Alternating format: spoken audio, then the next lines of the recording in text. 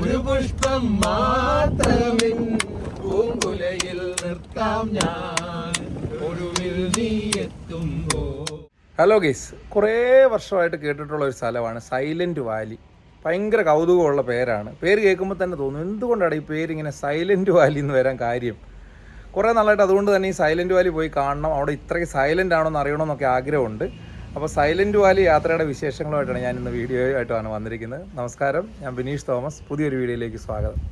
നമ്മുടെ കേരളത്തിൽ തന്നെ ഏറ്റവും പ്രധാനപ്പെട്ട ഒരു നാഷണൽ പാർക്കാണ് സൈലൻറ്റ് വാലി എന്ന് പറയുന്നത്. അപ്പം ഈ സൈലൻറ്റ് വാലി അവിടെ ഉണ്ടാവാനായിട്ട് അതിൻ്റെ പിന്നിൽ ഒത്തിരി സമരങ്ങളും മറ്റു കാര്യങ്ങളും ഒക്കെ ഉണ്ടായിരുന്നു. അതിനെക്കുറിച്ചിട്ടൊക്കെ ഞാൻ ഈ വീഡിയോയ്ക്കകത്ത് പറയാം. കാരണം ഈ സൈലൻറ്റ് വാലിയുടെ കോർ വനമേഖല, അതായത് അതിൻ്റെ ഏറ്റവും ഡീപ്പ് ഫോറസ്റ്റിനകത്ത് ഒരു ഡാമിൻ്റെ പ്രോജക്റ്റ് വന്നിരുന്നു പ്രപ്പോസൽ. പതിറ്റാണ്ടുകൾക്ക് മുമ്പാണ്. ധാരാളം സമരങ്ങൾക്കൊടുവിലാണ് അത് കേന്ദ്ര ഗവൺമെൻറ് വേണ്ട എന്ന് വെക്കുന്നത്. അതിൻ്റെ പ്രാഥമികഘട്ട നിർമ്മാണങ്ങളൊക്കെ അവിടെ ഓൾറെഡി KSEB സ്റ്റാർട്ട് ചെയ്തിരുന്നു. അപ്പോൾ അതിന് ശേഷമാണ്, ഇത് വേണ്ട എന്ന് വെച്ച് കഴിഞ്ഞതിന് ശേഷമാണ് ഇവിടുത്തെ ജൈവ വൈവിധ്യങ്ങൾ ഉള്ളതുകൊണ്ട് തന്നെ അതിനെ ഒരു നാഷണൽ പാർക്കായിട്ട് പ്രഖ്യാപിക്കുന്നത്. അപ്പം സൈലൻറ്റ് വാലി വനത്തിലേക്ക് ഒരു ഫോറസ്റ്റ് വക ഓഫ് റോഡ് ജീപ്പ് യാത്രയാണ് ഈ വീഡിയോയ്ക്കകത്ത് നിങ്ങൾ കാണാൻ പോകുന്നത്. വളരെ സൂപ്പറായിട്ടുള്ളൊരു വീഡിയോ ആണ്. ഒരു സ്വപ്ന സാഫല്യം പോലുള്ളൊരു വീഡിയോ ആണ്. ഇവിടെ പോകണമെന്ന് പല പ്രാവശ്യം ആഗ്രഹിച്ചിട്ട് ഇപ്പോഴാണ് അത് നടക്കുന്നത്. ഞാൻ ധാരാളം വനങ്ങളുടെ ഫോറസ്റ്റുകളുടെയൊക്കെ ഉള്ളിൽ പോയിട്ടുണ്ട്, അല്ലെങ്കിൽ അതിൻ്റെ വീഡിയോസും ഒക്കെ നിങ്ങൾ ചെയ്ത് കണ്ടിട്ടുണ്ടായിരിക്കും. അപ്പോൾ എന്തായാലും ഇത്തവണ സൈലൻറ്റ് വാലിയുടെ വിശേഷങ്ങളാണ്, ഒട്ടും മിസ്സാക്കരുത്. അടിപൊളി വീഡിയോ ആണ്. കുറേ ഇൻഫർമേഷൻസും ഷെയർ ചെയ്യുന്നുണ്ട്.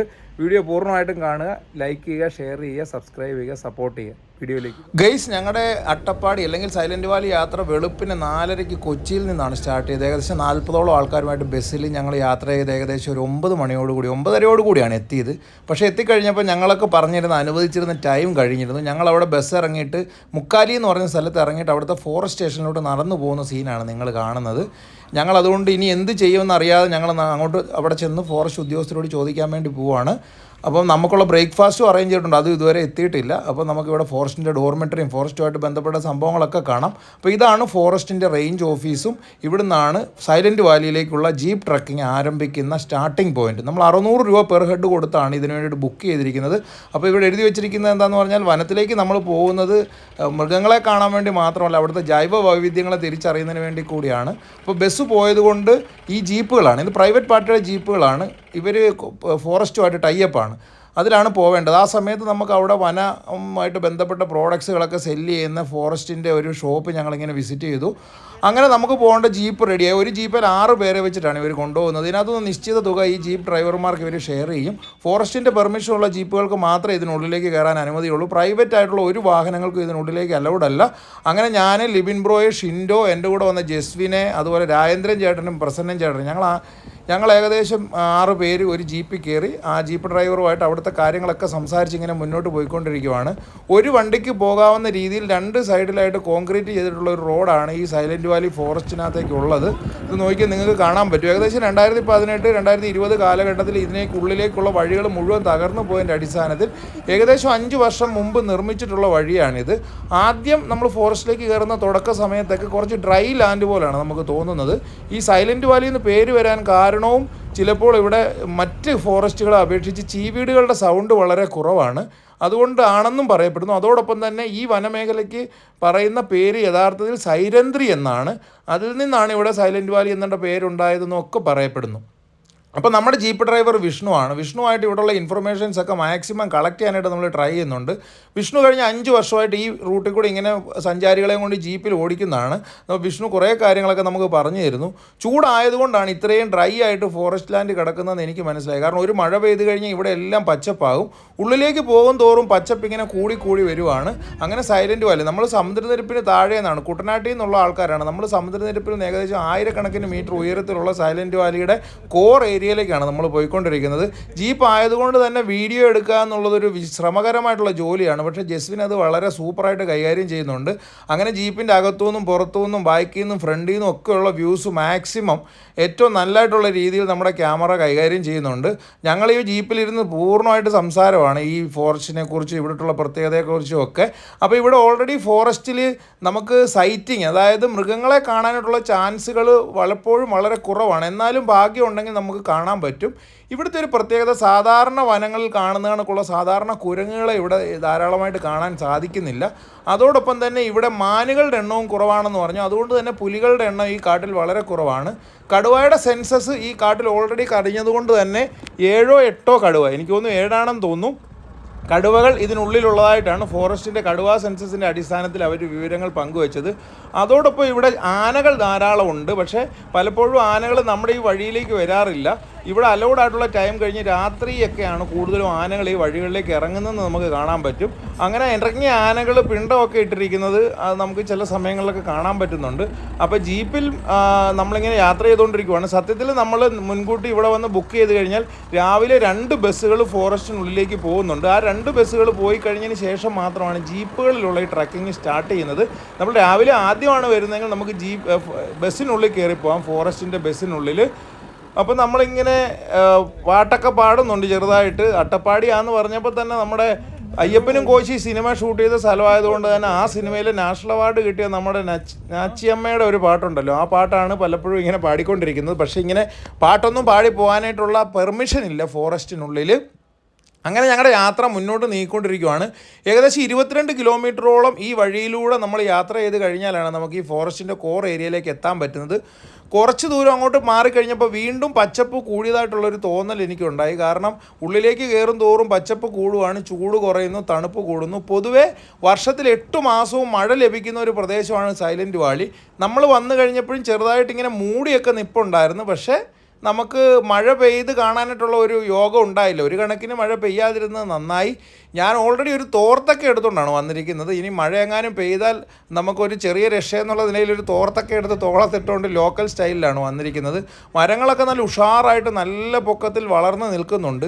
കാര്യമായിട്ട് കാണാനുള്ള കാഴ്ചകളില്ലെങ്കിലും ഫോറസ്റ്റുകളിൽ ധാരാളം ഞാൻ കയറി പോയിട്ടുള്ളത് കൊണ്ട് ഈ ഫോറസ്റ്റിന് അതിൽ നിന്നുള്ള വ്യത്യാസങ്ങളൊക്കെ നമുക്ക് മനസ്സിലാക്കി എടുക്കാൻ പറ്റുന്നുണ്ട്. എന്നാലും നമ്മൾ കോർ ഏരിയയിൽ ചെന്ന് കഴിയുമ്പോൾ എന്തെങ്കിലും വ്യത്യാസങ്ങളുണ്ടോ എന്നുള്ള കാര്യങ്ങളൊക്കെ നമുക്ക് മനസ്സിലാക്കി എടുക്കാൻ പറ്റും. സൈലൻറ്റ് വാലി ഫോറസ്റ്റിനെ നാഷണൽ പാർക്കായിട്ട് പ്രഖ്യാപിക്കുന്ന ഏകദേശം 1985 രാജീവ് ഗാന്ധിയാണെന്നാണ് എൻ്റെ ഒരു വിശ്വാസം. കാരണം ആദ്യമേ ഈ സൈലൻറ്റ് വാലി ഫോറസ്റ്റിനുള്ളിൽ ഒരു ഡാം പണിയുന്നതിന് വേണ്ടിയിട്ടുള്ള ഒരു കേന്ദ്ര ഗവൺമെൻറ് പ്രോജക്റ്റ് വന്നിരുന്നു. അതിൻ്റെ ആദ്യ ഘട്ടത്തിൽ ചെറിയ ചെറിയ നിർമ്മാണ പ്രവർത്തനങ്ങളൊക്കെ ഇതിനുള്ളിലുള്ള നമ്മുടെ കുന്തിപ്പുഴയുടെ സമീപത്തായിട്ട് നടന്നിരുന്നു.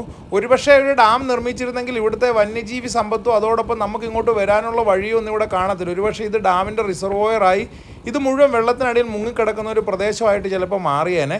പക്ഷേ നിരന്തരമായിട്ടുള്ള ആൾക്കാരുടെ ഇടപെടലുകളുടെ സമരങ്ങളുടെയൊക്കെ അടിസ്ഥാനത്തിൽ 1985 ആ പ്രോജക്റ്റ് പൂർണ്ണമായിട്ട് ഉപേക്ഷിച്ചു. 86 തോന്നുന്നു ഇതിനെ ഒരു ദേശീയോദ്യാനം നാഷണൽ പാർക്കായിട്ട് പ്രഖ്യാപിച്ചിരുന്നു. നമുക്കറിയാം കേരളത്തിൻ്റെ വിവിധ സ്ഥലങ്ങളിൽ നാഷണൽ പാർക്കുകളുണ്ട്. അതിൽ നിന്ന് ഇതിൻ്റെ വ്യത്യാസം എന്താണെന്ന് ചോദിച്ചു കഴിഞ്ഞാൽ നമ്മുടെ മൂന്നാറിലുള്ള ഇരവികുളം നാഷണൽ പാർക്ക് നമുക്ക് പോയി കഴിഞ്ഞാൽ അറിയാൻ പറ്റും ധാരാളം മൃഗങ്ങളെ നമുക്ക് കാണാൻ പറ്റും. പ്രത്യേകിച്ചും മാൻ വർഗ്ഗത്തിലുള്ള കേഴമാനെ, പുള്ളിമാനെ ഇങ്ങനെയുള്ള മാനുകളൊക്കെ വളരെ ഫ്രീ ആയിട്ട് നമ്മുടെ അടുത്തൂടെയൊക്കെ നടന്നു പോകും. പക്ഷേ ഇവിടെ അതിനുള്ള സാധ്യത ഇല്ലാത്തത്, ഇവിടെ പുൽമേടുകൾ ഒട്ടും ഇല്ലാത്തത് കൊണ്ടാണെന്നാണ് എനിക്ക് തോന്നുന്നത്. ഇവിടെ പുൽമേടുകൾ തീരെയില്ല. അങ്ങനെ കാടിൻ്റെ ഉള്ളിൽ ചെന്ന് എന്തെങ്കിലുമൊക്കെ കാഴ്ചയുള്ള സ്ഥലത്ത് നമ്മുടെ ജീപ്പ് നിർത്തിത്തരും. അവിടെ നമുക്ക് ഇറങ്ങാനും ഫോട്ടോ എടുക്കാനും ഒക്കെയുള്ള സൗകര്യങ്ങളുണ്ട്. അപ്പം ഞങ്ങളോടൊപ്പം സ്റ്റാർട്ട് ചെയ്ത എല്ലാ ജീപ്പിലെ ആൾക്കാരും, പല ജീപ്പ്, ഇപ്പം 3 ജീപ്പോളം ഏകദേശം ഇവിടെ നിർത്തിയിട്ടിട്ടുണ്ട്. അവരൊക്കെ അവിടെ നിന്ന് ഫോട്ടോ എടുക്കുന്നു.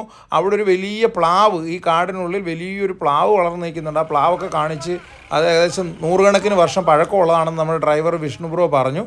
ആ സമയം കൊണ്ട് ഞങ്ങൾ കുറച്ച് ഫോട്ടോസൊക്കെ എടുത്ത് പതിയെ വണ്ടി കയറാനായിട്ടുള്ള സിഗ്നൽ കിട്ടുന്നിടം വരെ അവിടെ ഇച്ചിരി നേരം വർത്താനമൊക്കെ പറഞ്ഞു നിന്നു. നിരന്തരമായിട്ടുള്ളൊരു യാത്ര ആയതുകൊണ്ട് തന്നെ നമ്മളെപ്പോഴും ആകാംക്ഷയിലാണ് എന്തെങ്കിലും കാണാൻ പറ്റുമെന്നുള്ളത്. പക്ഷേ പലപ്പോഴും കാണാൻ പറ്റുന്നില്ല. അത് എന്നോട് ഈ ഫോറസ്റ്റിലേക്ക് കയറുന്നതിന് മുമ്പ് തന്നെ 1-2 ആൾക്കാർ പറഞ്ഞിരുന്നു ചിലപ്പോൾ നമുക്ക് സൈറ്റിങ് കിട്ടാനായിട്ടുള്ള സാധ്യത വളരെ കുറവാണെന്ന്. എന്തായാലും നമ്മൾ ശക്തിയുക്തം മുന്നോട്ട് പോയിക്കൊണ്ടിരിക്കുകയാണ്. ഇവിടുന്ന് കിട്ടാവുന്ന മാക്സിമം നോളജ് എന്തായാലും നമ്മുടെ വിഷ്ണു ബ്രോ കളക്ട് ചെയ്യുന്നുണ്ട്. ഇവിടുത്തെ ജീപ്പ് ഡ്രൈവർമാർ ആ കാര്യത്തിൽ ഭയങ്കര ഡീസൻ്റാണ്. അവർ നന്നായിട്ട് കാര്യങ്ങൾ പറഞ്ഞു തരും. അപ്പോൾ വളരെ വലിയൊരു പ്ലാവിൻ്റെ കാര്യം ഞാൻ പറഞ്ഞിരുന്നു. ആ പ്ലാവ് ഇതാണ്. ഇത് 100 കണക്കിന് വർഷം പഴക്കമുള്ളതാണെന്നാണ് പറയുന്നത്. അങ്ങനെ നമ്മുടെ ജീപ്പ് യാത്ര വീണ്ടും മുന്നോട്ട് പോവുകയാണ്. നമ്മളെ ഫോളോ ചെയ്തുകൊണ്ട് വരുന്ന 2 ജീപ്പുകളിലാണ് ഇപ്പോൾ നമ്മൾ ക്യാമറ വെച്ചിരിക്കുന്നത്. അങ്ങനെ നമ്മൾ മുന്നോട്ട് പോയി കഴിഞ്ഞാൽ നമ്മുടെ ഈ കോൺക്രീറ്റ് റോഡ് ഇങ്ങനെ നോക്കത്താ ദൂരത്തോളം ഇങ്ങനെ അനന്തമായിട്ട് കിടക്കുവാണ്. എൻ്റെ ഒരു സംശയം, വേറൊരു വണ്ടി ഇങ്ങോട്ട് വന്നു കഴിഞ്ഞാൽ എങ്ങനെ സൈഡ് കൊടുക്കുമെന്നാണ്. അങ്ങനെ ടോയ്ലറ്റ് ഫെസിലിറ്റിയും അതുപോലെ തന്നെ ഫോറസ്റ്റിൻ്റെ ചില ഓഫീസുകളും ഒക്കെ ഇതിനുള്ളിലുണ്ട്. അവിടെ ചെല്ലുമ്പോൾ നമുക്ക് ടോയ്ലറ്റൊക്കെ യൂസ് ചെയ്യാനുള്ള സൗകര്യങ്ങളൊക്കെ ഉണ്ട്. അങ്ങനെ നമ്മൾ വീണ്ടും മുന്നോട്ട് പോയിക്കൊണ്ടിരിക്കുന്നു. നമ്മുടെ കാട് ഉള്ളിലേക്ക് കയറും തോറും ഞാൻ മുമ്പ് പറഞ്ഞ കണക്ക് തന്നെ പച്ചപ്പ് കൂടി വരുന്നുണ്ട്. നമ്മളറിയാതെ തന്നെ നമ്മൾ സമുദ്രനിരപ്പിൽ നിന്ന് മുകളിലേക്ക് ഉയർന്നുയർന്ന് പൊയ്ക്കൊണ്ടിരിക്കുകയാണ്. അങ്ങനെ നമ്മൾ അടുത്ത സ്ഥലത്ത് നിർത്തിയിരിക്കുകയാണ്. ഇവിടെ ഒരു നാച്ചുറൽ ആയിട്ടുള്ള വാട്ടർഫോൾസ്, നല്ല സൂപ്പർ വെള്ളം. ഞാനും അതിനകത്ത് ഇറങ്ങി വെള്ളമൊക്കെ ഇച്ചിരി എടുത്ത് വായിലൊഴിച്ച് നോക്കി. നമ്മുടെ സന്തോഷിയേട്ടനൊക്കെ അവിടെ കുറച്ച് നേരം നിൽക്കുന്നുണ്ട്. വെള്ളം എനിക്ക് തോന്നുന്നു കുറച്ച് പേരൊക്കെ കോരി കുടിച്ചെന്ന് തോന്നുന്നു.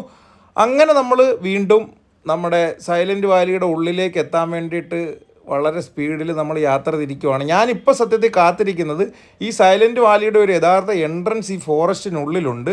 ആ എൻട്രൻസിനകത്തേക്ക് പോയി കഴിഞ്ഞാണ് കുറച്ചും കൂടെ നിബിഡ വനം, അല്ലെന്നുണ്ടെങ്കിൽ കുറച്ച് ഡീപ്പ് ഫോറസ്റ്റ് നമുക്ക് ഉള്ളതെന്നാണ് എൻ്റെ ഒരു വിശ്വാസം.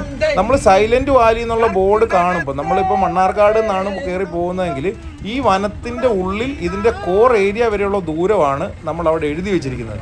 പല ആൾക്കാരും തെറ്റിദ്ധരിക്കാറുണ്ട് സൈലൻറ്റ് വാലിയുടെ സ്റ്റാർട്ടിംഗ് പോയിന്റിലേക്കുള്ള ദൂരമാണ് റോഡിൽ എഴുതി വെച്ചിരിക്കുന്നതെന്ന്. മണ്ണാർക്കാട് നിന്ന് വലിയ ദൂരം നമുക്ക് തോന്നും, ഒരിക്കലും അല്ല. അത് മുക്കാലിയിൽ എത്തിയിട്ട് അവിടുന്ന് വീണ്ടും 22 കിലോമീറ്റർ ഫോറസ്റ്റിൻ്റെ പെർമിഷനോടുകൂടി ബസ്സിലോ ജീപ്പിലോ യാത്ര ചെയ്താലാണ് നമുക്ക് സൈലൻറ്റ് വാലിയിൽ എത്തിച്ചേരാൻ പറ്റുന്നത്. ഒരിക്കലും പ്രൈവറ്റ് ആയിട്ടുള്ള വാഹനങ്ങളൊന്നും, ബൈക്കുകളോ അതോടൊപ്പം മറ്റ് വാഹനങ്ങളോ ഒന്നും ഇതിലേക്ക് കടത്തിവിടത്തില്ല. ഈ ഫോറസ്റ്റിനുള്ളിൽ ഏകദേശം ഒരു 250 ഏക്കർ ഒരു പ്രൈവറ്റ് ആയിട്ടുള്ള ഒരു പ്രോപ്പർട്ടി ഉണ്ട്. ആ പ്രോപ്പർട്ടിയിലുള്ള ആൾക്കാർക്ക് ഇതിനകത്ത് വരാം. അതിനകത്ത് ഏകദേശം 100ഓളം തൊഴിലാളികൾ താമസിക്കുന്നുണ്ട്. ഒരുപക്ഷെ അതിനകത്ത് കയറി കാണാൻ നിങ്ങൾക്ക് ആർക്കെങ്കിലും പറ്റുവാണെങ്കിൽ വളരെ സുന്ദരമായിരിക്കും. കാരണം ഈ സൈലൻറ്റ് വാലി ഫോറസ്റ്റിനേക്കാൾ സുന്ദരമായിട്ടുള്ളത് അതാണെന്നാണ് പറയുന്നത്. നമ്മളവിടെ ജീപ്പ് നിർത്തിക്കഴിഞ്ഞപ്പോൾ ഫോറസ്റ്റിനുള്ളിലേക്ക് കിടക്കുന്ന കുറച്ച് ഓഫ് റോഡുകളൊക്കെ ഇങ്ങനെ നോക്കുമായിരുന്നു. നമുക്കൊന്നും ഇതിനകത്തൂടെ പോകാൻ പെർമിഷൻ ഇല്ല. ഞാൻ പറഞ്ഞിരുന്ന ഗേറ്റ് ഇതാണ് ആ ഗേറ്റ്, ഇതാണ് ഇതിൻ്റെ ഔദ്യോഗികമായിട്ടുള്ള എൻട്രൻസ്. അപ്പോൾ നമ്മുടെ അവിടെ ഈ സൈലൻറ്റ് വാലിയുടെ മൈൽ സ്റ്റോൺസ് എല്ലാം എഴുതി വെച്ചിട്ടുണ്ട്. നമ്മളങ്ങനെ സൈലൻറ്റ് വാലിയുടെ കോർ ഏരിയയിൽ എത്തിച്ചേർന്നു. ഇതാണ് വാച്ച് ടവർ. ഏകദേശം 1000 അടിയോളം പൊക്കമുള്ള വാച്ച് ടവർ ഇതാണ്. 270ഓളം സ്റ്റെപ്പുകളുണ്ട്. എല്ലാ ആൾക്കാർക്കും കയറാൻ പറ്റണമെന്നില്ല. സൈലൻറ്റ് വാലിയുടെ സ്മാരകം അല്ലെങ്കിൽ ഇത് ഉദ്ഘാടനം ചെയ്തതിൻ്റെ ശിലാഫലകം എന്ന് നമുക്ക് വേണേൽ പറയാം. അങ്ങനെ ഞങ്ങൾ ഇത് കണ്ടില്ലേ, ഇതിൽ 12 ആൾക്കാരെ മാത്രം ഒരു സമയത്തിന് മുകളിലേക്ക് കയറ്റി വിടത്തുള്ളൂ. ഇത് തട്ടായിട്ട് തിരിച്ചിരിക്കുവാണ്. ഒരു തട്ടിലേക്ക് കയറി കഴിഞ്ഞ് നിങ്ങൾക്ക് അതിനെ മുകളിലേക്ക് പോകാനായിട്ടുള്ള ധൈര്യം ഇല്ലെങ്കിൽ നിങ്ങൾക്ക് അവിടെ റെസ്റ്റ് ചെയ്തിട്ട് പതിയെ തിരിച്ചിറങ്ങി വരാം. അങ്ങനെ ഏകദേശം 2-3ഓളം തട്ടുകൾ കഴിഞ്ഞിട്ടാണ് ഇതിൻ്റെ ടോപ്പ് സ്റ്റേഷൻ വരുന്നത്. ടോപ്പ് സ്റ്റേഷനിൽ എത്തിക്കഴിയുമ്പോഴത്തേക്കും അവിടെ നമ്മളെ കൊണ്ടുപോകുന്ന ഡ്രൈവർമാർ തന്നെയാണ് ആൾക്കാരെ നിയന്ത്രിക്കുന്നത്. 12 കൂടുതൽ ആൾക്കാരുണ്ടെങ്കിൽ അവർ കുറച്ച് ആൾക്കാരെ താഴോട്ട് ഇൻഫർമേഷൻ കൊടുക്കും. അപ്പോൾ അങ്ങനെ നമ്മൾ ഒരു തട്ടിൽ നിന്ന് അടുത്ത തട്ടിലേക്ക് കയറുമ്പോൾ എല്ലാം അവിടുത്തെ വ്യൂസ് കാണാൻ വേണ്ടിയിട്ട് മാക്സിമം ശ്രദ്ധിക്കുക. എത്ര രസകരമായിട്ടാണ് ഈ മലനിരകൾ ഇങ്ങനെ കിടക്കുന്നത് നിങ്ങൾ നോക്കിക്കോണം. സത്യത്തിൽ ഇത് 2 സംസ്ഥാനങ്ങളുടെ അതിർത്തികൾ നമുക്ക് ഇവിടെ നോക്കിക്കഴിഞ്ഞാൽ കാണാൻ പറ്റും. അതൊക്കെ ഏതൊക്കെയാണെന്നും ഏതൊക്കെ സ്ഥലങ്ങളാണ് നിങ്ങൾക്ക് കാണാൻ പറ്റും എന്നുള്ളത് ഞാൻ ഈ വീഡിയോയുടെ അവസാനം ഉൾപ്പെടുത്തിയിട്ടുണ്ട്. കാരണം ഇത് സ്ഥിരീകരിക്കണമല്ലോ. നമുക്കിത് പറഞ്ഞു തരുന്ന ഒരാളുണ്ട്, നമ്മുടെ കൂടെ എത്തിയിരിക്കുന്ന ഒരു ജീപ്പ് ഡ്രൈവർ ചേട്ടനാണ് ഇത് നമുക്ക് ഡിസ്ക്രൈബ് ചെയ്തിരുന്നത്. അദ്ദേഹത്തോട് കൺഫേം ചെയ്തിട്ട് ഒന്നുകൂടി കൃത്യമായിട്ട് ഞാൻ ആ സ്ഥലങ്ങളെക്കുറിച്ചൊക്കെ നിങ്ങൾക്ക് പറഞ്ഞു തരുന്നതായിരിക്കും. ഇതാണ് നമ്മുടെ കുന്തിപ്പുഴയാണ് ഈ ഒഴുകുന്നത്. ഇവിടെയാണ് പണ്ട് ഡാം വരാനായിട്ടിരുന്നത്. ഈ പുഴയിൽ ഇറങ്ങാൻ പറ്റുമെന്നൊക്കെയുള്ള ഒരു ആഗ്രഹം ഉണ്ടായിരുന്നു. നമ്മൾ ലേറ്റ് ആയതുകൊണ്ട് തന്നെ നമുക്കൊരു 1.5 കിലോമീറ്റർ ട്രക്കിങ് കാട്ടിനുള്ളിൽ കൂടെ ഉണ്ടായിരുന്നു. അത് നമുക്ക് എന്തായാലും പങ്കെടുക്കാൻ പറ്റും. അപ്പോൾ കൂടുതൽ ഡീറ്റെയിൽസ് നമുക്ക് കേൾക്കാം. ഗൈസ്, അപ്പോൾ നമ്മൾ നമ്മുടെ സൈലൻറ്റ് വാലിയുടെ കോർ ഏരിയയിൽ എത്തിയേക്കുവാണ്. അതിൽ ഇവിടെ വാച്ച് ടവർ ഉണ്ട്. 1000 അടി പൊക്കത്തിലുള്ള വാച്ച് ടവറാണ്. ആ വാച്ച് ടവറിൻ്റെ മുകളിൽ നിന്ന് കഴിഞ്ഞാൽ നമുക്ക് എന്തൊക്കെ കാണാൻ പറ്റുമെന്ന് ഞാൻ കാണിച്ചു തരാം. ഈ ഭാഗത്തേക്ക് പോയി കഴിഞ്ഞാൽ നമ്മുടെ തമിഴ്നാട് സംസ്ഥാനമായിട്ട് ബന്ധപ്പെടുന്ന അതിർത്തിയും വാളയാറും ഒക്കെയാണ്. വാളയാറിൻ്റെ അവിടെ നിന്ന് പിന്നെ ഇപ്പുറത്തെ സൈഡിലേക്ക് പോയി കഴിഞ്ഞാൽ നമ്മുടെ ഊട്ടിയിലെ മലനിരകളും മറ്റുമൊക്കെ വരും. അവിടെ നിന്ന് ഇങ്ങനെ കറങ്ങി നമ്മൾ വന്നു കഴിയുമ്പം ഈ ഭാഗത്തായിട്ട് കർണാടക നമ്മുടെ സംസ്ഥാനമായിട്ട് ബന്ധപ്പെട്ട ബന്ദിപ്പൂർ ഫോറസ്റ്റ് വരും. ബന്ദിപ്പൂർ ഫോറസ്റ്റ് കഴിഞ്ഞ് ഇങ്ങോട്ട് വരുമ്പം ഇത് പൂച്ചപ്പാറ എന്ന് പറയുന്ന നിലമ്പൂർ വനത്തിനോട് ചേർന്നുള്ള പ്രദേശമാണ്. അവിടെ നിന്ന് ഇങ്ങനെ ഇവിടെ കറങ്ങി ഇങ്ങനെ വന്നു കഴിയുമ്പോൾ ഇത് ഏകദേശം മണ്ണാർക്കാട് ഏരിയയാണ്, മലപ്പുറം ജില്ലയിൽ. അതുപോലെ തന്നെ ഈ ഭാഗം പാലക്കാടും. അതോടൊപ്പം നമ്മുടെ സൈലൻറ്റ് വാലി ഏറ്റവും ഫേമസ് ആയിട്ടുള്ള ഒരു സംഭവം എന്ന് പറഞ്ഞാൽ ഇവിടെ ഒരു ഡാമിൻ്റെ പ്രപ്പോസൽ ഉണ്ടായിരുന്നു, KSEBിയുടെ ഒരു പവർ പ്രോജക്റ്റിൻ്റെ. ആ ഡാം പിന്നീട് ഉപേക്ഷിക്കുകയുണ്ടായി. ഇവിടുത്തെ പരിസ്ഥിതിയെ അത് മോശമാക്കും എന്നുള്ള രീതിയിൽ ആ ഡാം വരാനിരുന്ന പ്രപ്പോസ്ഡ് ഏരിയയാണ് ഈ കാണുന്നത്. ഇത് കുന്തിപ്പുഴയാണ് താഴെ ഒഴുകുന്നത്. ഈ കുന്തിപ്പുഴയ്ക്ക് കുറുകയാണ് ഈ ഡാം വരാനിരുന്നത്. അപ്പം ഇതൊക്കെയാണ് ഇവിടുത്തെ നിന്ന് കാണാനുള്ള വിശേഷങ്ങൾ. എല്ലാവർക്കും ചിലപ്പോൾ ഇത് വന്നു കഴിഞ്ഞാൽ കയറി കാണാൻ പറ്റണമെന്നില്ല. കാര്യം കുറച്ച് ടഫാണ് ഇതിൻ്റെ മണ്ടയ്ക്കോട്ട് കയറി വരുന്നത്. അതിന് 300ഓളം സ്റ്റെപ്പുകളുണ്ട് ഇവിടെ കയറി വരാനായിട്ട്. ഈ ഡീറ്റെയിൽസൊക്കെ നമുക്ക് ഈ ചേട്ടനാണ് പറഞ്ഞു തന്നത്. ചേട്ടൻ്റെ പേര് മണികണ്ഠൻ. ചേട്ടൻ എത്ര വർഷമായിട്ട് ഇവിടെ പരിപാടിയുണ്ട്? 20 വർഷം, 3-4 വർഷം. കാട്ടുപൂവയുടെ ഇലയാണ് അതിനകത്ത് ഉണ്ടാക്കിയിരിക്കുന്ന ഇലയാണ്. ഒരു ചായ ഒരാള.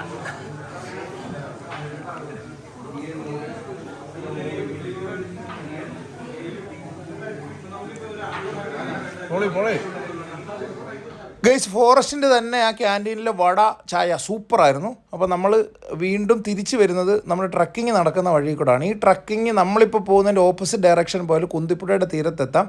അതും ഈ പാക്കേജിനകത്തുള്ളതാണ്. നമ്മൾ ലേറ്റ് ആയതുകൊണ്ട് നമുക്ക് അത് എൻജോയ് ചെയ്യാനായിട്ടുള്ള ഒരു സൗകര്യം കിട്ടിയില്ല. വളരെ വലിയ കാഴ്ചകളൊന്നും ഇല്ല, എങ്കിലും നമുക്ക് കുന്തിപ്പുഴ നേരിട്ട് പോയി കാണാൻ പറ്റും. അങ്ങനെ നമ്മൾ തിരിച്ചു പോകാനായിട്ട് നമ്മുടെ ജീപ്പുകൾ പാർക്ക് ചെയ്തിരിക്കുന്നിടത്തോട്ട് ആ ട്രക്കിങ് വഴി കൂടെ നമ്മൾ പോയിക്കൊണ്ടിരിക്കുകയാണ്. അങ്ങനെ നമ്മൾ നടന്നു ചെന്ന് കഴിഞ്ഞപ്പോൾ നമ്മളെ കൊണ്ടുപോകാനായിട്ട് നമ്മുടെ ജീപ്പുകളെല്ലാം റെഡി ആയിട്ട് ഇങ്ങനെ ഇരിക്കുകയാണ്. അങ്ങനെ നമ്മൾ തിരിച്ചു പോകുന്ന വഴിക്ക് നമ്മൾ ആഗ്രഹിച്ചിരുന്ന ഒരു കാഴ്ച നോക്കി ആരാണ് ആ ചാടി പോകുന്നതെന്ന്. അങ്ങനെ നമ്മൾ പോയപ്പം സഞ്ചാരികളെയും കൊണ്ട് വരുന്ന ഫോറസ്റ്റിൻ്റെ ബസ് നമുക്ക് കാണാൻ പറ്റി. നമ്മുടെ ജീപ്പ് എങ്ങനെയാണ് സൈഡ് കൊടുക്കുന്നതെന്ന് നമുക്കൊരു ആശങ്കയായിരുന്നു. അത് സൈഡ് കൊടുത്ത് ആ ബസ് അതിൻ്റെ വഴിക്ക് പോയി. നമ്മൾ നേരത്തെ വന്നിരുന്നത് നമുക്ക് ഈ ബസ്സിൽ വരായിരുന്നു. വീണ്ടും നമ്മൾ വന്നപ്പം ചില സ്ഥലങ്ങളിലൊക്കെ നമ്മുടെ അതിഥികളെ കാണുന്നുണ്ട്. സാധാരണ കുരങ്ങുകളല്ല, കരിങ്കുരങ്ങുകളാണ് ഇവിടെ പ്രധാനമായിട്ട് കാണുന്നത്. നോക്കി, നല്ല അടിപൊളി കരിങ്കുരങ്ങുകളെ നമുക്ക് കാണാൻ പറ്റി. പലപ്പോഴും എല്ലാവർക്കും കാണാൻ പറ്റാത്തതാണ്. അങ്ങനെ നമുക്ക് ആ കാഴ്ച എന്തായാലും കാണാൻ പറ്റി. മറ്റു മൃഗങ്ങളെ ഒന്നും കണ്ടിട്ടില്ലെങ്കിലും പൊതുവേ സാധാരണ കേരളത്തിലെ വനങ്ങൾ കാണുന്ന കുരങ്ങുകളിൽ നിന്ന് മാറി ഈ കരിങ്കുരങ്ങുകളെ നമുക്ക് കാണാൻ പറ്റിയത് നമ്മളൊരു ഭാഗ്യമാണ്. കാട്ടിൽ വന്നിട്ട് ഒരു മൃഗത്തിനെങ്കിലും കാണാതെ പോയിരുന്ന വലിയ കഷ്ടമായേനെ. അപ്പോൾ എന്തായാലും നമുക്കതിനെ കാണാൻ പറ്റി. അപ്പോൾ ഇതൊക്കെയാണ് ഈ യാത്രയുടെ വിശേഷങ്ങൾ. ഞങ്ങൾ വളരെ അടിപൊളിയായിട്ട് എൻജോയ് ചെയ്തു. അങ്ങനെ യാത്ര അതോടുകൂടി തീരുവാണ്. ഞങ്ങൾ തിരിച്ച് മുക്കാലി ഫോറസ്റ്റ് സ്റ്റേഷനിലേക്ക് എത്തുവാണ്.